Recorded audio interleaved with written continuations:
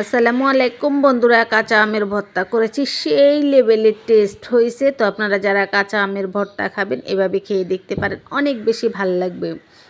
আচ্ছা, আজকে আমি মাত্র দুটো কাঁচা আমের ভর্তা করে দেখাবো। আমার বাসায় কেউ টক খায় না, তো আমি একাই খাই, তো অল্প করে করছি, আপনারা বেশি করে করে সবাই মিলেও খেতে পারবেন। আচ্ছা দেখুন, বানিয়ে দেখাচ্ছি। আমি এখানে দুটো কাঁচা আম বটি দিয়ে পলে নিছি। তো আপনারা যে কুটি কাটা আছে, কুটি কাটা দিয়ে চাইলে আরও চিকন করেও পলে নিতে পারবেন। এখানে আমি একটি কাঁচা মরিচ নিয়ে নিচ্ছি, টুকরো টুকরো করে কেটে 1 চা চামচের 4 ভাগের 1 ভাগ লবণ দিছি, 2 চা চামচ চিনি দিছি, সামান্য মরিচের গুঁড়া দিছি।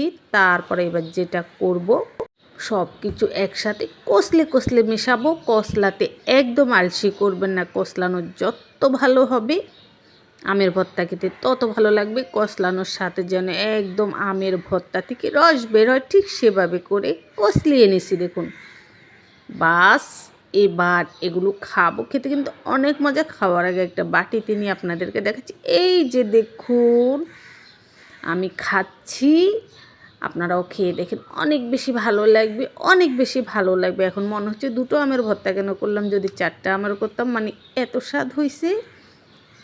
আমের ভর্তাটা একেবারে জিভে জল আসার মতো। তো কাসুন্দি হাবিজাবি দিয়ে আমের ভর্তার টেস্ট নষ্ট না করে আপনারা এভাবে বাসায় বানিয়ে খেয়ে দেখতে পারেন, অনেক বেশি ভালো লাগবে।